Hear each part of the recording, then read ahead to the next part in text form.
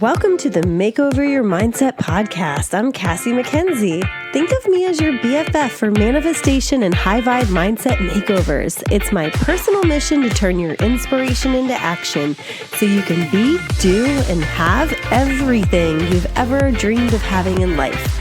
This podcast will focus a ton on creating fulfilling relationships with money, friends, and soulmates, and inspire you to have fun so you can live the most extraordinary life you've ever imagined.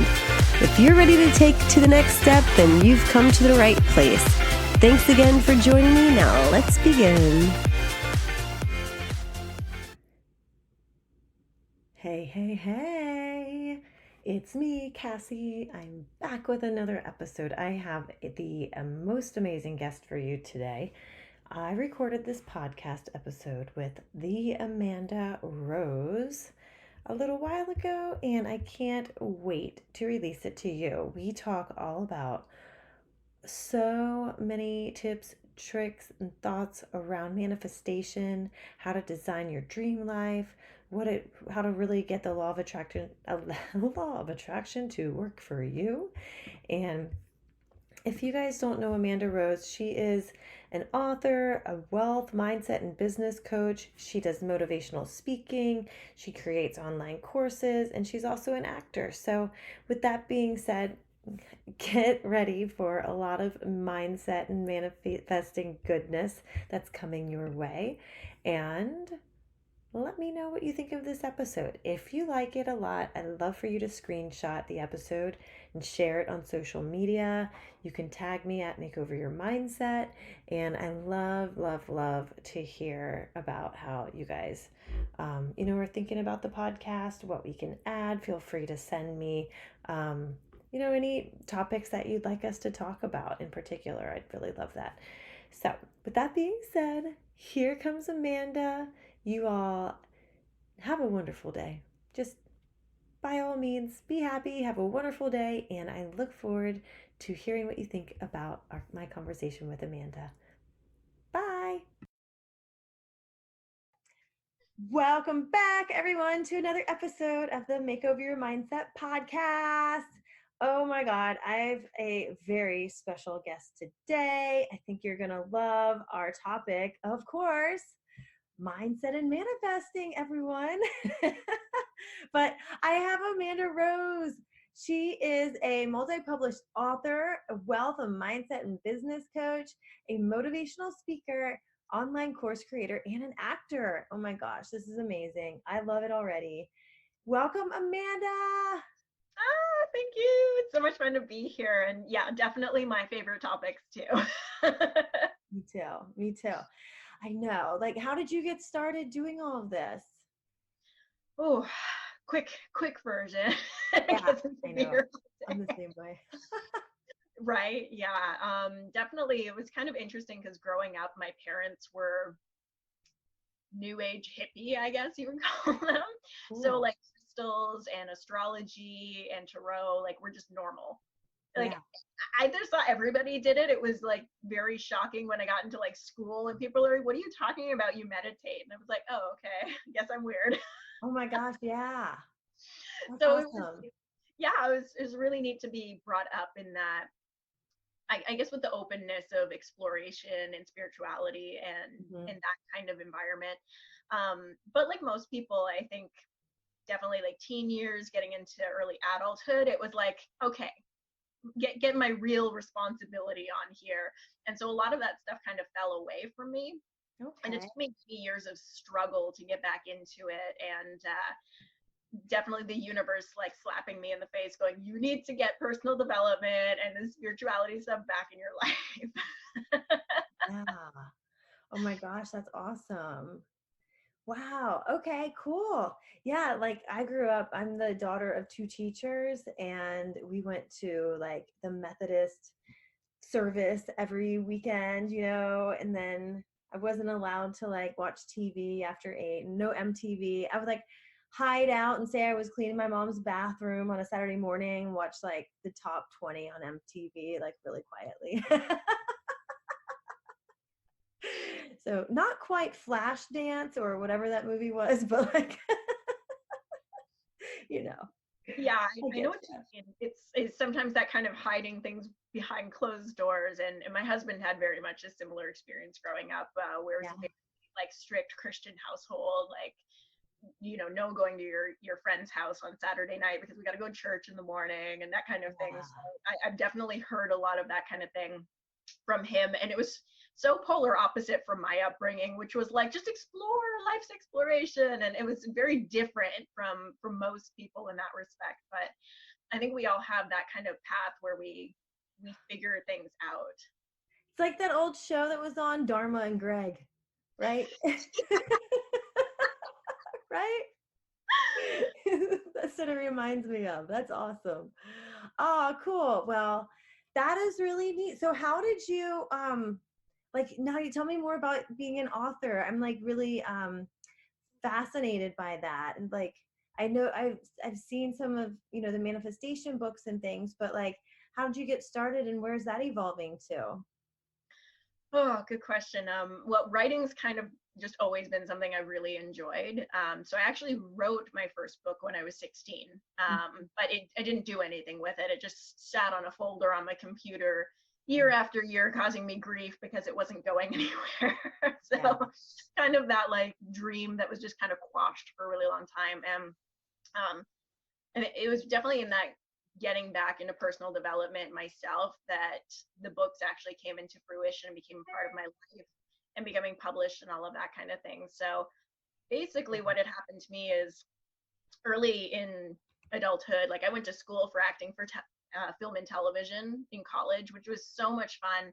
And then I graduated into the 2008 recession, and there was no acting work in Canada because we always rely on US companies for the major projects up here. And for the first time, the Canadian dollar was stronger. So our film industry just, Oh. and yeah, it was a rough awakening Yeah. going into the real world and being like, oh my God, like the career I prepped for, it's not here now. And because it was the recession, like even though I'd been an A student all my life, it was like, no, you can't even get a job flipping burgers. Like there's no jobs to be had. So I was very fortunate. My parents floated me for a year, Hmm. and then I got a job in door-to-door sales. Just Hmm. so not what I expected out of life. It was just like, what is happening? Yeah, for sure. Oh my God. So What a yeah, difference. It still for involves acting, but yeah, I know. It twice. was uh, that's exactly. Yeah. So yeah, it was definitely kind of like, oh, okay, this is life, I guess, and kind of figuring it out. And I spent several years going through different jobs, and I actually got hired for a job that I loved, where it was a sales job, but they only hired actors, and it was for that company that used to do those old Ginzu knives, if you remember, that Yeah. cut through the can. Yes. It was really cool. So they hired actors because we had to learn like 30-minute monologues to like do in-store presentations, and it was a lot Yeah. of fun, and I really loved it.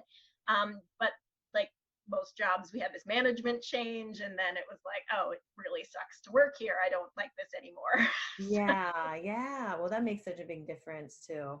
Yeah. Yeah, yeah. And so it was one of those times where I was like, okay, I'm tired of working these jobs that aren't really fulfilling. I wanted to do something meaningful with my life. I wanted to change lives. I wanted to do something impactful. Hmm. And so it was at that point where I quit, and I didn't really have a plan. And I ended up joining an MLM, which nobody knew what that was in 2013. It was like it was Yeah. kind of, but like I didn't know what it was. But it was a company that I trusted and I've been a customer for a long time. So I got started with that. And I was just convinced that there was like a strategy that successful people knew. I was just absolutely like, you couldn't talk me out of it. I'm like, millionaires have like a strategy and I'm going to figure it out. Like, it was just like I was like a detective on the Yeah. and I learned the strategy like that all the successful people use, but it was very slow growth. And it was like, okay, I can get customers and I can build my team, but it was so slow. And I kept hearing people personal development. And I was like, no, I'm good. I grew up with that stuff. I know it. I was so Yeah. resistant. It was just this big thing. And the universe, of course, gets louder and louder until you can't Pay ignore it. attention. Yeah. Yeah. So what happened was my husband got fired from his job, and I was like, oh my God, like I can't support our mortgage and our car payments and everything all by myself. Like, what am I going to do? And it was in that moment that it was like personal development. Mm-hmm. We need to do this. And it was kind of that I knew it in my soul. So I dove into it. I learned everything about like money mindset, manifesting, how do you like invest, like everything money related, and just kind of opened up to that. Yeah. And so that was kind of our turning point, and we ended up manifesting 6 figures in 6 months. We moved, and that's when I was like, I have to pay this forward, like people need to know about this. It was like my aha moment. So that's what got me into coaching in that capacity, and then also which led into the books. Yeah. So my very first book that I published was Manifesting on Purpose, which was actually my very first course on law of attraction, which I wanted to get out onto the mainstream and in a bigger capacity. So one thing led to the other. I know that was a really long story to get here. No, it's like very relatable. So it was just such an interesting experience. So I kind of bunny hopped along, and then I was like, oh, this is amazing. And then I got into publishing my other books and just got really inspired with it. So got about 11 full-length books published right now, and several workbooks as well, and working on some next projects because it's just something I so naturally do. And the books for me, they're part of my coaching business, but it's also part of my mission to really help shift the way that we think. And I know that like when I sat with it, my real purpose here is to help in the shift that we're going through into the age of Aquarius and the new way of thinking and coming into that new modality. So that's definitely my bigger purpose, is to help change more lives through the books. No matter what one they pick up, I want them to walk away with like this big mindset shift. Yeah, oh, totally. It's amazing once you start doing a lot of this work, how you notice the cycles that the people around you are in, and how like it's so frustrating that like complete strangers will listen to you and like be like, that's brilliant, you're right. But like the other people that are like, really well, that you're like, why don't you just try it this way, Yeah, good luck. It's like pushing a rope. But they're the ones that you're like most passionate about. You're like, I wish I could just shake you right now and tell you this is what you need to do, right? So how do you handle that? Like that for me, like I struggle with that still sometimes, but I also know that they are where they are and it's the place they're in. And if they want to sit and watch the news and then gossip about people all night, then I can try to change the subject. But what do you do? I love that you brought that up, because I think that's the most frustrating thing for anybody who's into personal growth. And it's not a straight cut answer. I mean, my behind the scenes is always lead by example. Some people will follow, some won't. And I've gotten more and more comfortable with outgrowing people. And it's such a hard thing to evolve out of a relationship.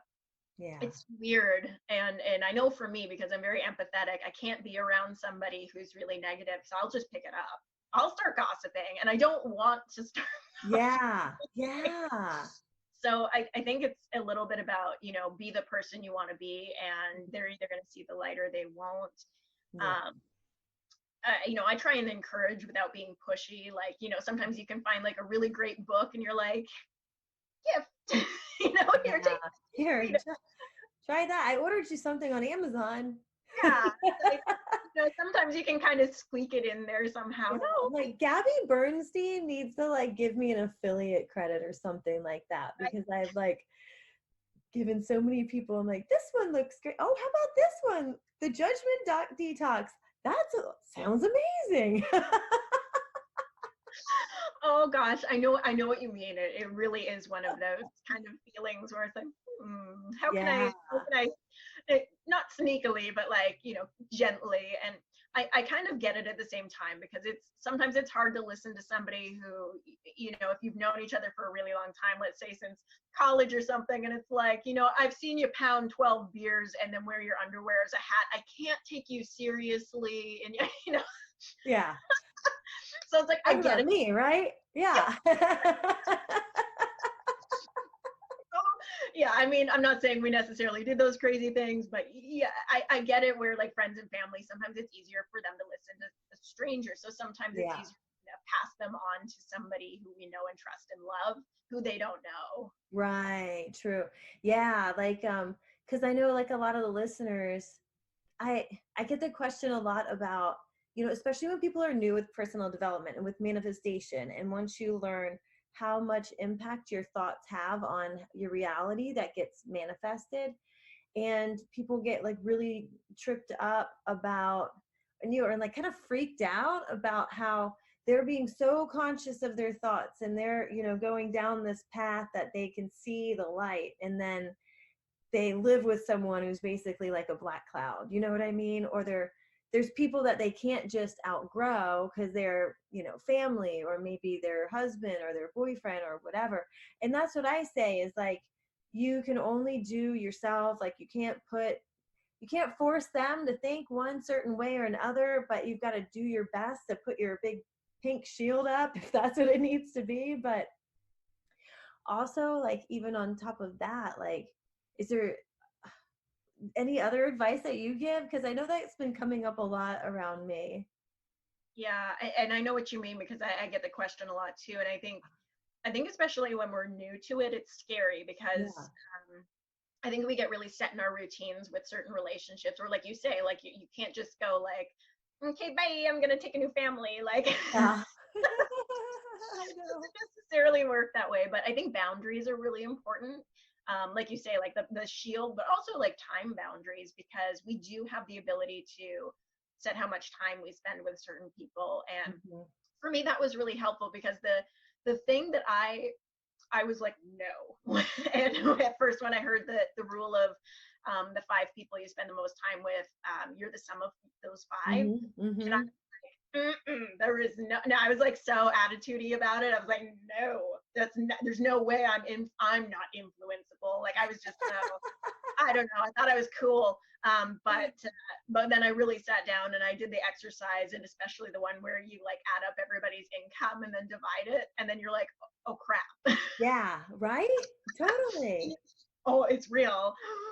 And Mhm. that's what I was like, okay, this is accurate. But what I realized is I didn't have to go and make breakup letters where I was like, you're not growing as much as I'd like. So Yeah. I, like, you don't have to Right. do that, but it's who you're spending the most time with. So it's not like you can't see those people, but sometimes Yeah. you'll limit it. And I find eventually it gets to the point where I don't even have something to talk about because I'm so different after a certain amount of time. If somebody's not growing and I am, and that's Yeah. not an easy thing to come to terms with, but I think the most important thing we recognize is when we grow, we do attract the right people who Yeah. are growing, who are on that level, so that we find those energetic matches, and that's really exciting. Yeah.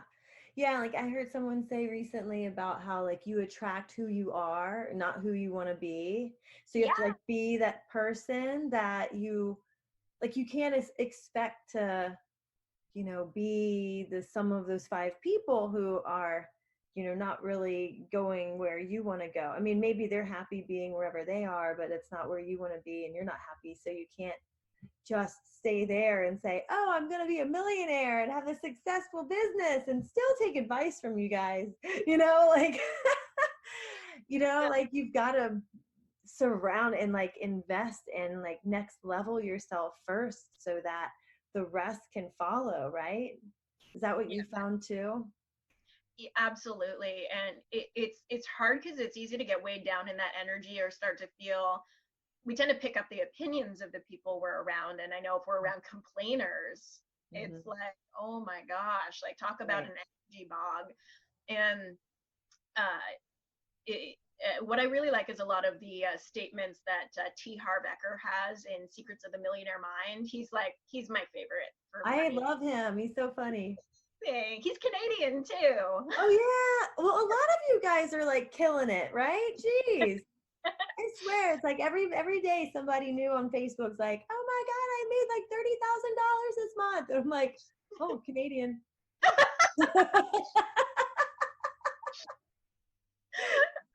And a part of the secret is your dollar's worth more, and most of our customers are American. Right. Or your name's Amanda, right? It's like it is funny though. I've actually noticed that though, because a lot of the people who I didn't know where they were from recently, I've been like, oh, you're Canadian too, cool. Like, right, yeah. Like there's so many, like so many. But unless it's just unless like my subconscious brain is just zeroed in on that because that's what I'm like around so much now. yeah, no, for sure. Well, and again, it's the energy matches, so Yeah, yeah. interesting way that happens. Oh, but to go back to what I wanted. T.R. Yeah, Becker. yeah, with Ecker, the one thing that I really liked in the book is he said complaining makes you a living, breathing crap magnet, and Yeah. I was like, yes, because it really does. It's that bogging down, and I know anytime I've spent time with friends who especially have really negative money mindset, it's like walking away after being with them for a few hours. It's like money's awful, money's crappy, there's never enough, rich Yeah. people are assholes. Like, sorry if I couldn't swear on here. But, you know, Yeah. No, oh no. It's totally okay. yeah, you can. Just Believe I me. said, Yeah. Yeah, I know. Or you start to get, well, maybe it is going to be hard to pay off their debt. You're like, wait, whoa.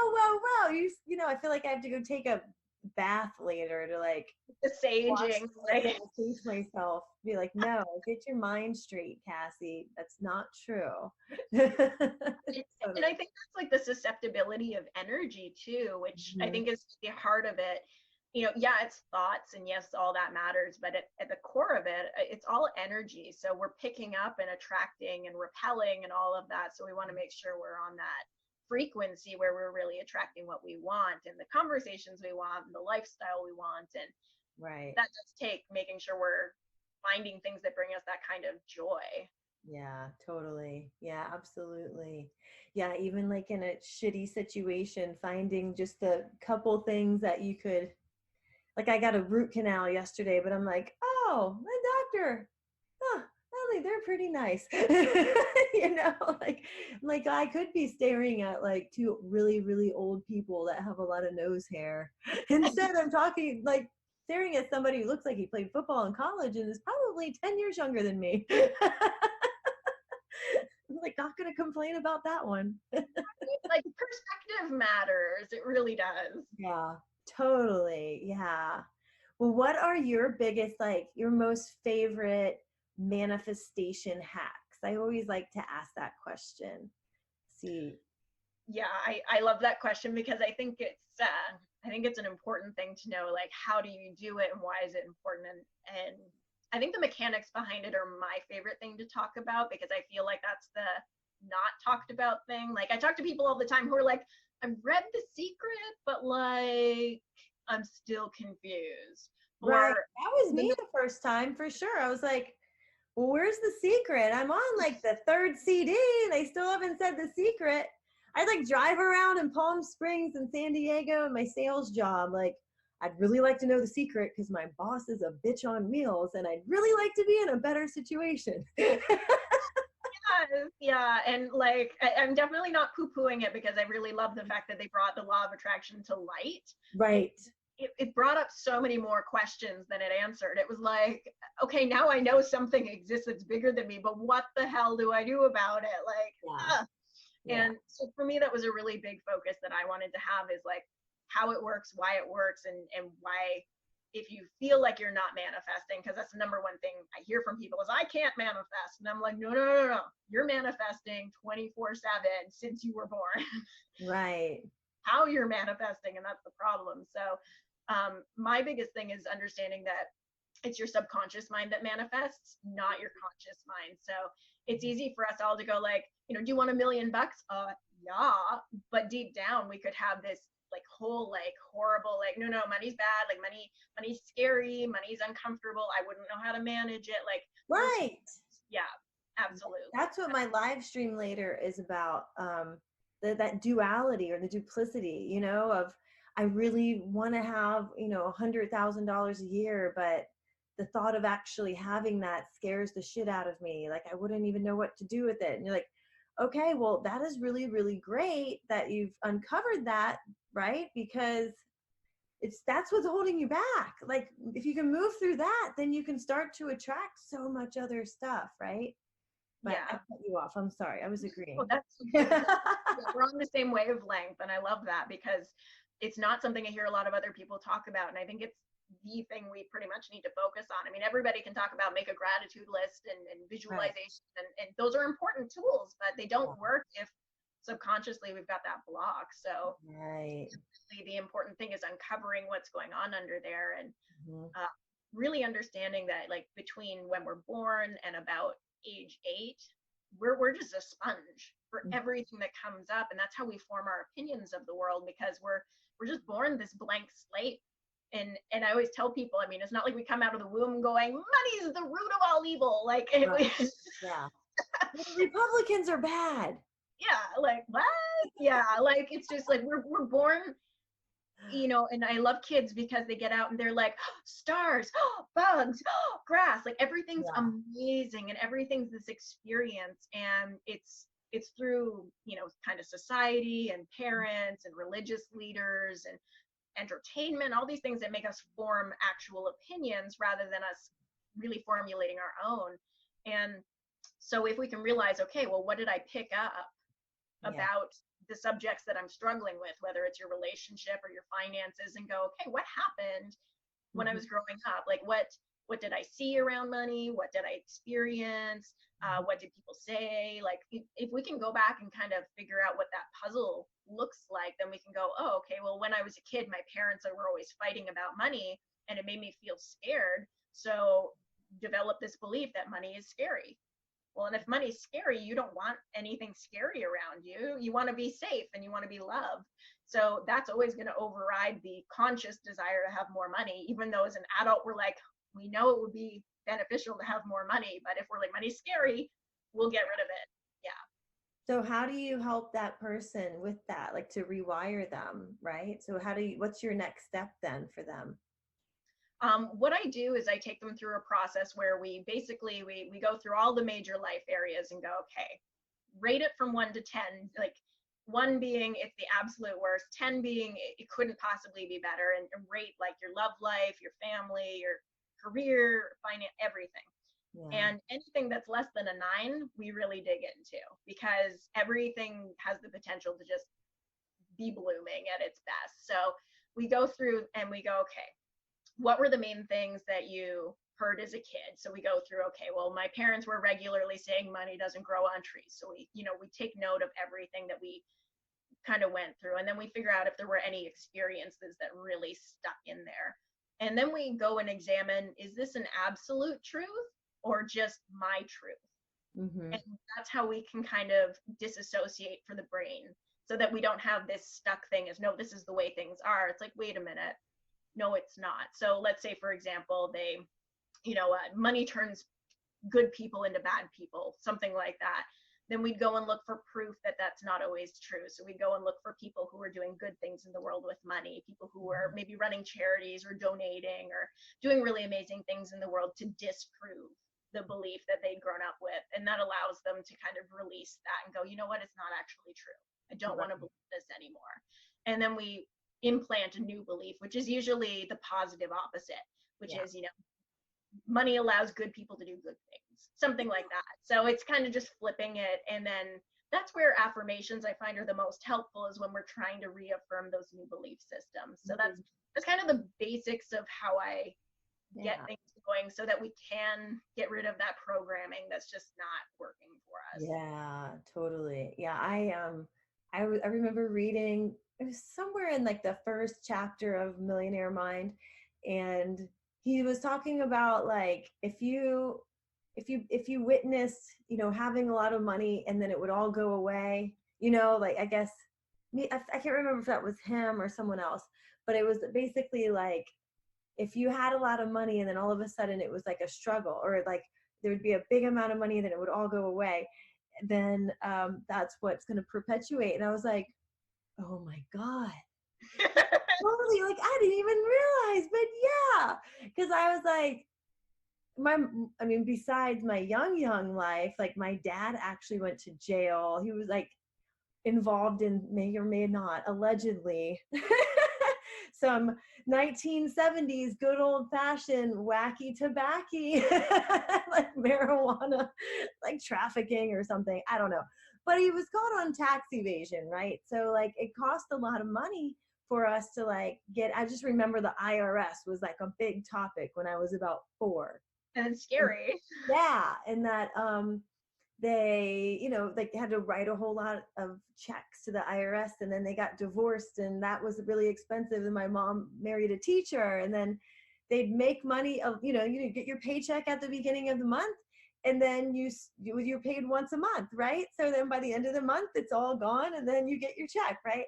So then, like growing up for me, I made a lot of money when I was like in my 20s as a pharma rep, but then I had a big expensive divorce and I lost a lot of money.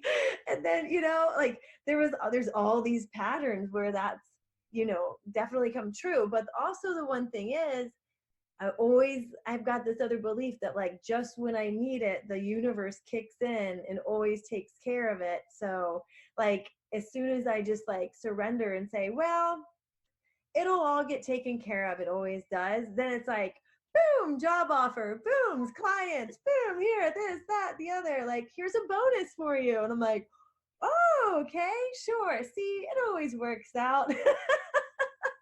And I like that you brought that up, because we can have those positive supportive beliefs too. It's kind of like, what did the brain decide to hold on to? And yeah. I think that's interesting too, because sometimes people are like, well, I didn't have any trauma in my childhood. And it's like, you didn't necessarily have to have trauma to have negative associations. And you might have positive ones that support you, and you want to keep those ones going. But it's kind of going, if your life isn't everything you want it to be, there's room for change. Yeah. And the other thing that's interesting, because you said like going into your 20s, because our prefrontal cortex doesn't finish developing until we're 25. Like right. It's crazy. So it's all of those, like the first work experiences, the first love experiences, that can leave us with that impression of this is the way things are, because that's the brain is still absorbing how it's associating in the world. Mm-hmm. And what I really like is that we can trick our brain with associations, because our brain loves to clump information. So mm-hmm. like if I say peanut butter, most people are going to go jelly, because that's an association. We've got a neural association. So we can start to associate things in a different way. So like seeing money as a positive thing. So money being freedom, and having that meaning clumped together can be very helpful in moving forward. So just little brain hacks like that are just so powerful. Yeah, it sure is. Because like I try to tell people, the subconscious brain is like a dog, right? You just need to give it the right bone to chase after. You really do. And like an analogy, right? But it's so true. It's like it's gonna go after it. Like maybe take the ball that's got slobber all over it and is not useful anymore, and give it a new toy. How about that? So just make sure it's a very strong toy that can last a long time. I love that. That's so good. It's so true. Like it just loves to mull things over in its little world up there. Yes. Yeah. And like you really do need to lead yourself through these exercises and through life, and stop giving all of your power away to old situations that happened that you weren't even, you were just witness to with no control over or say as to what happened, right? Yeah. So, and that's such a good thing to bring up too, because it's like basically most of us are making our financial decisions with the understanding of a 7-year-old. Like, do we really want to be doing that? Yeah. Yeah, or even like a 4-year-old, like, okay, I'll get Coca-Cola if I go pee in the toilet. Yes, you will. Yeah. It's the only thing, potty training with our 3-year-old, like the only thing. We bribed him with, you name it, like whatever. And like, nope. I was like, if I have to stop buying diapers for you, I will go and get you a toy every time we have to go get them for your sister. Nope. How about Coca-Cola? Okay, yeah. Like, oh my God, that's crazy. We never even had it in the house until then. Now it's like just a little bit here and there. My goodness. So, but yeah, Our brains are just like that. We need to potty train them differently. I love it. Yeah, potty train your subconscious. There you go, right? Yes. That'll be the new course coming out in the new year. Potty That's train. right. Yeah. Flush it all down. Yes. I like it. Yeah, potty train your brain for wealth. I love it. That'll work. Well, oh my gosh. Well, this has been so much fun. Can you tell everybody where to find you? And I have the information in the show notes too, but like, what are you working on now? Would you, want to let everybody know about? And yeah. Yeah, a few really exciting things right now. I'm actually doing a summit for New Year's with some really amazing coaches. So it's the 2020 Year of You Summit. And I wanted to do something that wasn't resolutions, we're doing commitments, but also with the tools to make it happen. So it's going to be a really exciting kind of training seminar to make sure you kickstart your business and mindset and all that good stuff for the new year. So that would be really exciting. And then early in the new year, I've got the Alchemy of Manifestation coming out, which is a 4-week course to completely reprogram your mind from your subconscious to how do you actually do manifestation practices. And then I have Infinite Abundance coming out, which is a 3-week course all about wealth and how do you do it mindset wise, how do you invest and have wealth strategy, and then how do you apply that so that it actually works for you. So I'm really excited for this. Yeah, I love it. All my favorite topics. Well, Amanda, thank you so much. And everybody go follow Amanda. You can find her on Instagram and at Amanda Rose Author, same as on Facebook. And so go follow her so you can double train your subconscious brain on money and wealth too. Potty train the brain. Potty train your brain. That's right. I love it. Okay, cool. Well, thank you so much. Yeah, we will definitely be having to have you back on again. And because I know you've got your retreat coming next year. So we'll be definitely in touch. And yeah, she's doing hers in Canada. No, now Niagara, like Canada area, right? Okay, cool. So awesome. Well, thank you so much. And we will be back again next week for another episode. Bye. Thank you so much for choosing to push play on another episode of the Makeover Your Mindset podcast. If you absolutely loved today's episode, please take a minute to screenshot the episode, put it on Instagram, tag me, and let me know what's working for you. I absolutely love hearing from each and every one of you, and I love being able to bring this podcast to you on a weekly basis. Also, please take a minute if you're loving the podcast and leave a rating and a review. I absolutely love each and every review that's been put on iTunes.